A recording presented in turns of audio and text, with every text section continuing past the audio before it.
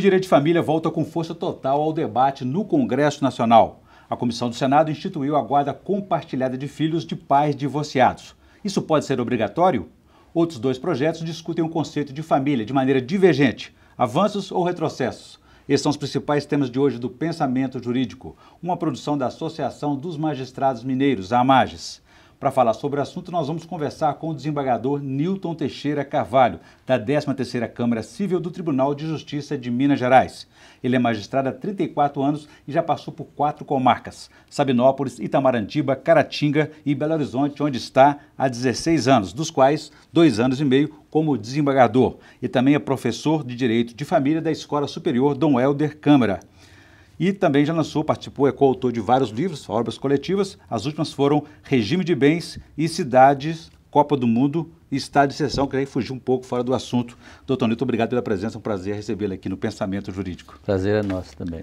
Muito bem, nós teremos ainda os quadros Pensamento Universitário, em que o senhor responderá perguntas de estudantes da Faculdade de Direito, hoje do Centro Universitário Newton Paiva, que me ajudarão a entrevistá-lo. E também o quadro Pensamento Literário, em que o senhor fará indicações de leitura para os nossos telespectadores. Doutor Nilton, então no final de novembro aí foi aprovado na comissão do Senado o projeto que institui a guarda compartilhada de filhos divorciados. Isso é bom ou ruim? Bom, da forma que foi aprovado, nós consideramos ruim, porque a guarda compartilhada já foi admitida no direito brasileiro por volta de 3, 4, 5 anos atrás. Antes ela era considerada já pela jurisprudência, pelos juízes, mas como facultativa ou como uma opção dentre as outras várias guardas que nós temos, exemplo da unilateral, da alternada. O que é a guarda compartilhada? O pensamento do legislador é bom, ou seja, que mesmo em razão do divórcio, os filhos continuam com a guarda entre os pais. Continuam sendo filhos daqueles pais. Deles, né? E compartilhando a guarda também, como acontece durante o casamento. Mas isso é difícil, porque tem que levar em consideração várias questões, inclusive o diálogo dos pais na hora do divórcio, na hora da dissolução do casamento. Ou seja, se a separação for conflituosa, é difícil estabelecer esse entendimento, né? Acaba prejudicando mais a criança. E a questão do Congresso, porque quando também foi introduzida pela primeira vez a guarda compartilhada, já também diz que o juiz deveria dar preferência à guarda compartilhada. Não é bem assim, não é o juiz que tem que dar preferência à guarda compartilhada. Os fatos é que vão dizer qual a melhor guarda. E tanto isso foi um equívoco que logo depois foi editada no Brasil a lei de alienação parental, onde ela permitiu o juiz rever e reverter a guarda, inclusive a guarda compartilhada. Ora, só para esclarecer, a alienação parental, como é que se enquadra aqui, que vem a ser exatamente isso? Alienação parental é um pai inventar e imaginar coisas colocando um contra o outro. Aquele que tem a guarda coloca o pai, só invenção, nada de realidade, para afastar o filho do pai, daquele que está visitando. Até justificando a separação e o conflito entre eles, né? Entre eles. Então, a própria lei de alienação parental permitiu que fosse revista. Ora, se a guarda compartilhada fosse a melhor, não teria como ser revista. É um paradoxo essa colocação do próprio legislador. E agora, novamente, diz, não, vai ser a guarda compartilhada, a guarda obrigatória. Não, eu acho que o juiz, diante do fato concreto, vai ver qual a melhor guarda. Eu acho muito bem, muito boa a guarda compartilhada, mas como mais uma opção, não como exigência ou previamente ser eleita como a melhor guarda. Como é que funcionaria a guarda compartilhada de acordo com o modelo tradicional de hoje aí da guarda que geralmente fica culturalmente e na prática com a mãe, né? Para funcionar a guarda compartilhada é difícil a implementação dela. Por quê? Por exemplo, o filho está na escola e resolve ir para a casa do pai, embora esteja residindo com a mãe. Aí perde esse contato. Ou seja, por isso que eu falo que tem que haver um diálogo entre os pais. Porque se o filho está na casa do pai e o pai não comunica com a mãe, ela vai ficar, onde está meu filho nesse momento? Desorganiza um pouco. Desorganiza tudo e lá pelas tantas o filho não resolve ir para casa de nenhum e ninguém sabe onde que ele se encontra. E usa essa situação de conflito para poder fazer as suas travessuras também, os seus problemas, né? Agora eu entendi, não sei se a gente não está discutindo aqui o protagonismo do juiz ou da juíza na hora de decidir tomar essa decisão, se a guarda é compartilhada, se não, se é tradicional. Mas a ideia do legislador, do senador aqui no caso, era de criar esse instrumento de forma que, para proteger o direito do pai também de ter acesso, ter oportunidade de ter o contato com o filho. Eu acho que do sistema tradicional, a guarda unilateral com um horário de visita elástico, um horário de visita dialogado, já resolveria essa situação. Porque também o que acontece em várias dessas ocasiões é que o pai tem que trabalhar e oferece até uma quantia módica de pensão alimentícia, mas quer ver o filho constantemente. Ou seja, não tem nem espaço para o trabalho e quer ter espaço para ficar com o filho.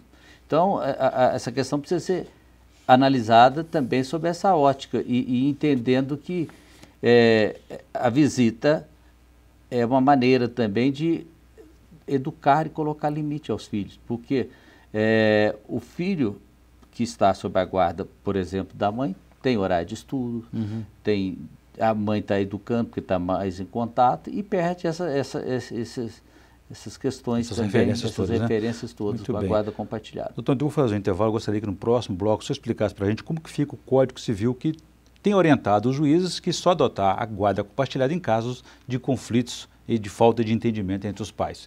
A gente volta então em instantes.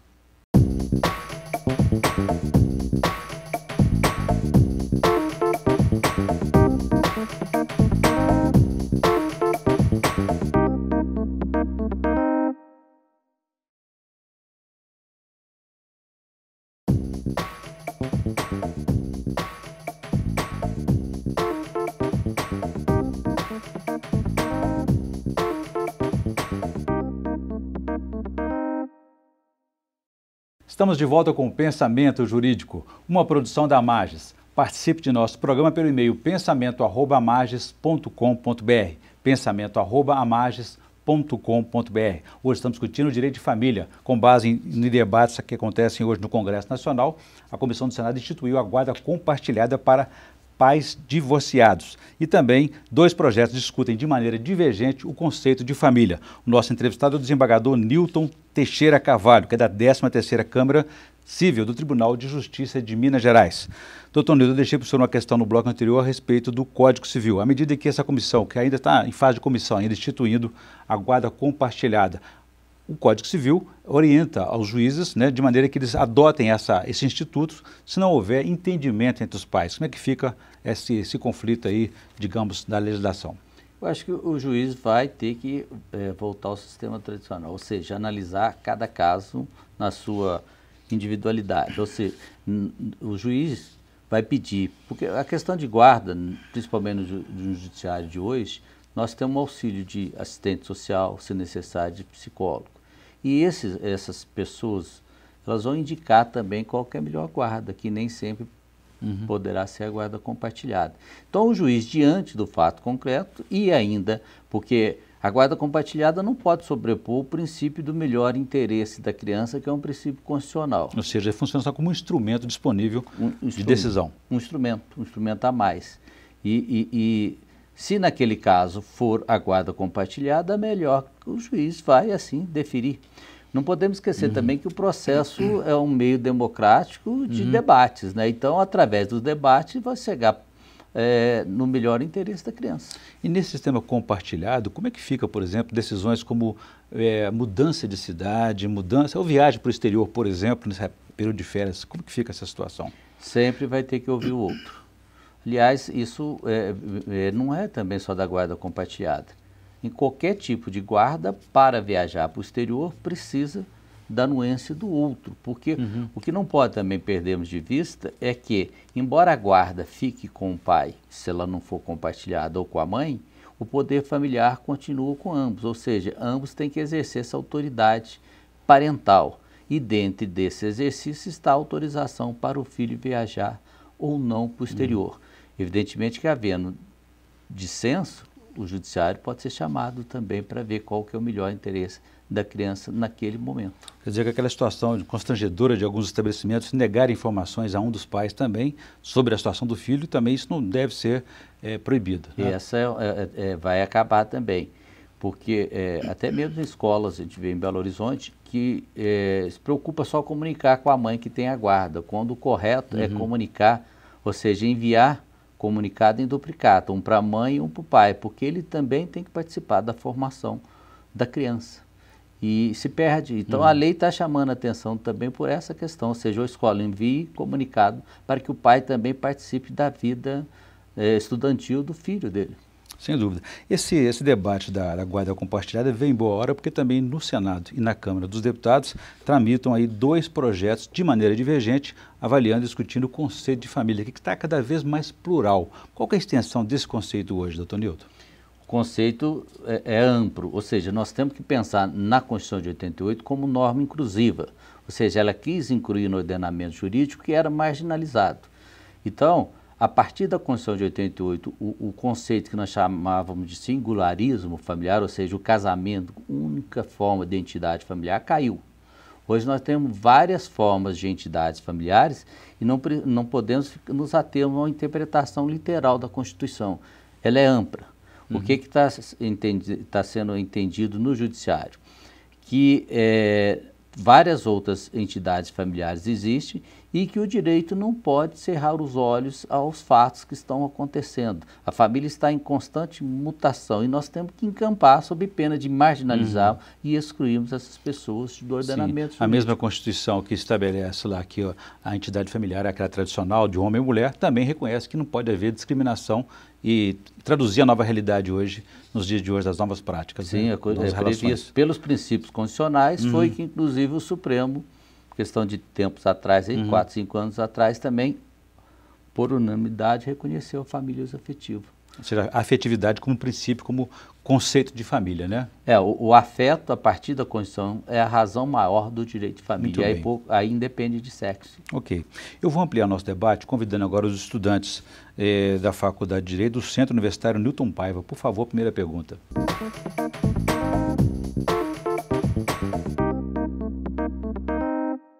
Um projeto de lei que já nasce contrário à evolução social tende a ganhar algum espaço no nosso ordenamento jurídico? Ô Diogo, esse projeto que partiu da Câmara dos Deputados, ele vai realmente contra o que está já sendo discutido no Judiciário. E foi por isso também que surgiu no Senado o outro projeto que tem também as bênçãos do IBDFAM, o Instituto Brasileiro de Direito de Família, ou seja, esse projeto que volta com a família sendo só homem e mulher, se encampado ou se passar na comissão e se for votado, parece que vai ser um retrocesso. Ele exclui aquilo que nós já falamos no início, ou seja, ele não considera as outras famílias que existem na sociedade brasileira, e, portanto, ele é excludente. E, por ser excludente, me parece que vai ser inconstitucional. Você concorda com a definição de família prevista pelo Estatuto? Heloísa, não. A definição de família desse projeto que partiu da Câmara de Deputados, ela é excludente. Ou seja, ela volta considerando como família a existência de homem e mulher. E, portanto, ela não pode prevalecer. Ele está desconsiderando os fatos ou os acontecimentos que já existem na sociedade. O Estatuto da Família proíbe a adoção por casais homoafetivos. Qual a consequência disso? A consequência é drástica, ou seja, vai proibir que, e nós já temos vários casais isoafetivos ou homoafetivos, casais entre iguais, que adotaram. E essas crianças estão bem. Não é o tipo de casal que vai interferir na formação ou na criação da criança. A proibição me parece que fere, inclusive, o que hoje nós consideramos o direito de não retrocesso. Se já há uma garantia de que esses casais independentemente da diversidade de sexo, pode adotar, como pode agora aparecer um projeto de lei e proibindo que os daqui para frente não adotem mais. Me parece que também essa questão no Supremo seria considerada inconstitucional e a base principal para isso é o direito ao não retrocesso, ou seja, as conquistas sociais têm que ir adiante e não retroceder em prejuízo à própria sociedade. Muito bem, eu vou agradecer então a participação dos estudantes da Faculdade de Direito do Centro Universitário Newton Paiva. Doutor Nilton, os arranjos familiares da sociedade moderna, eles já não decorrem mais apenas do matrimônio ou da questão sexual, ou muito menos religiosa. Como é que o senhor avalia essa discussão hoje no Congresso com essa contaminação toda? Mas eu gostaria que o senhor falasse sobre isso No próximo bloco, a gente volta em instantes.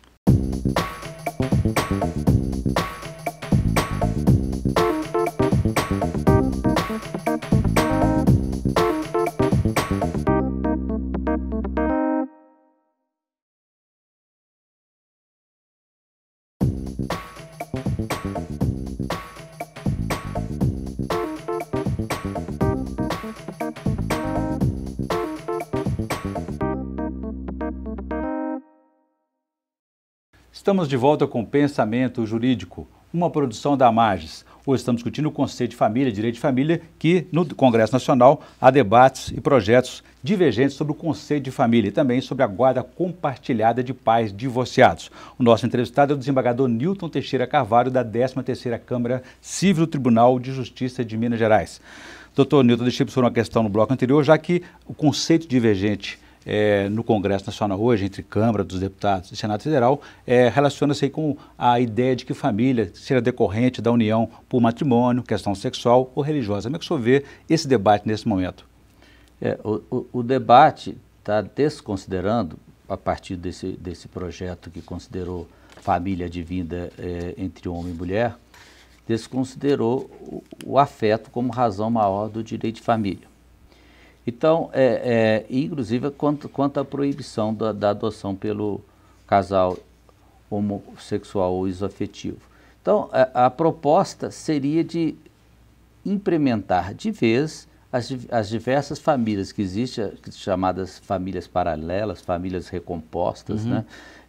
Esquecer o casamento, porque se nós pensarmos bem ainda o casamento como forma única de identidade familiar, nós estamos vendo deixando que prevaleça motivos religiosos. Nesse exato momento que nós temos que fazer para uma evolução melhor do direito e para a inclusão das pessoas no ordenamento jurídico, é a distinção entre moral, direito e religião. Influência religiosa também, né? Não pode, porque tem pessoas que não têm sequer religião, tem diversas religiões no Brasil. E se nós basearmos, se eu como deputado, exclusivamente na minha religião e apresentar um projeto, porque esse projeto é um projeto da bancada evangélica em Brasília. Então está prevalecendo os dogmas evangélicos em desrespeito à própria Constituição Federal. E além dessa questão, não está repercutindo também para aqueles casamentos desfeitos, por exemplo, pais que vivem com os filhos, e deixam de ser também uma entidade familiar? Não, nesse projeto está considerando o que nós chamamos de família monoparental, ou seja, de uma pessoa só e os seus ascendentes. A família monoparental foi considerada, só não foi considerada mesmo a família isoafetiva, né? E a união estável foi considerada, o casamento foi considerado, a família monoparental. A preocupação maior foi essa de excluir de vez a família isoafetiva, que já estava sendo reconhecida no Brasil, né, a partir da decisão do Supremo Tribunal Federal. Esse projeto pode desconsiderar, ignorar uma decisão do Supremo Tribunal Federal em 2011 que reconheceu a união estável? Pode. A lei pode desconsiderar, e geralmente surge de lei para... Inconstitucional, inclusive. Inconstitucional. A discussão vai ser o embate entre Congresso e Supremo Tribunal Federal, se aprovada a lei como está, se o projeto for aprovado desconsiderando a família afetiva. Aí que nós entendemos que, primeiro, inconstitucionalidade parece que vai ser considerada pelo Supremo. Segundo, para isso também ele vai considerar o que nós já falamos do princípio do não retrocesso, ou seja, estamos retrocedendo, nós estamos voltando na história, todo esse debate. Me parece que precisa ser mais bem debatido esse Congresso. Com menos influências externas, né? Sim. Até porque, o senhor falou da decisão do Supremo Tribunal Federal, a própria Constituição também, ela prioriza o direito à igualdade, é uma cláusula pétrea, não é isso? Direito à igualdade, a não discriminação em razão de sexo, em razão de credo, né? A Constituição quer um debate amplo aí para que prevaleça a opinião da maioria, mas também pensando que existe pessoas que têm o direito de viver segundo as escolhas delas, desde que não prejudique os outros.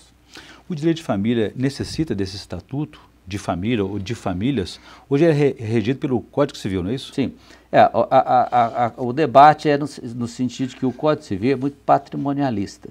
e que hoje nós vivemos de microsistema. Nós temos o Estatuto do Idoso, nós temos o Estatuto da Criança, várias outras leis especiais que cuidam especificamente de determinados assuntos. Então eu sou favorável também ao Estatuto da Família, porque nós vamos tirar do Código Civil aquele livro 4 lá que se chama Direito de Família e vamos ter um livro próprio, já encampando todas as tendências e todas as evoluções do direito de família. Então, o que já está sendo debatido e que, na prática, já está sendo considerado pelo Judiciário, vai ser incorporado naquele livro que vai ser específico do direito de família. Entendi. Vou pedir ao senhor um novo intervalo para que o senhor possa fazer indicação de leitura para os nossos telespectadores no quadro Pensamento Literário. Por favor.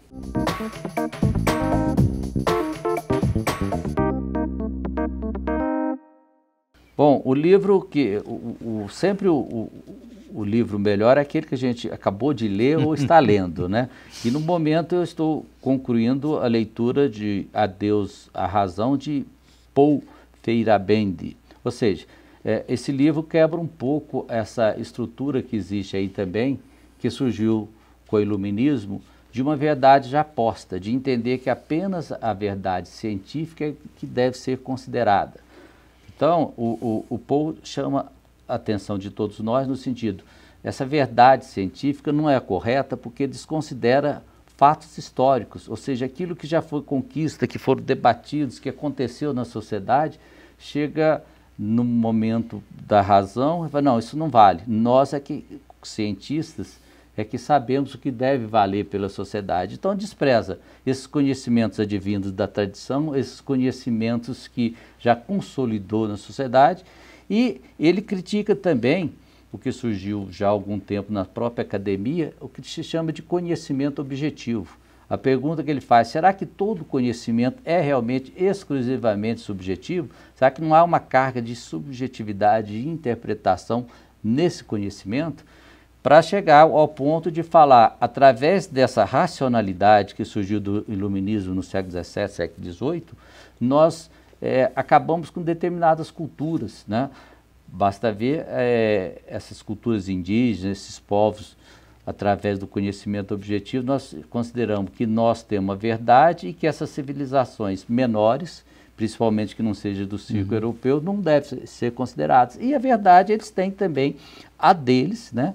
E devemos levar em consideração o ponto de vista dessas comunidades também, e não falar, eu tenho uma verdade e devo colocá-la em prol de todo mundo. Muito bem, boa indicação. Doutor Nilton, voltando aqui então à questão desse projeto do Estatuto de Família, como é que ficam essas relações afetivas paralelas, amantes, por exemplo? Isso cria direitos e obrigações? Como é que o senhor avalia isso? O que está acontecendo com esse projeto é que ele está querendo excluir o que o Judiciário já está considerando há algum tempo. Aliás, o Judiciário está mais à frente do Legislativo nesse ponto, né? Está bem à frente. Por quê? Porque o Judiciário, a partir da Constituição de 88, ele entende que os fatos, ele não pode cerrar os olhos aos fatos existentes. Se está vivendo, se o homem tem amante, o bom é que não tenha. Ou se ele tem e resolveu manter, que essa pessoa tenha direito sim.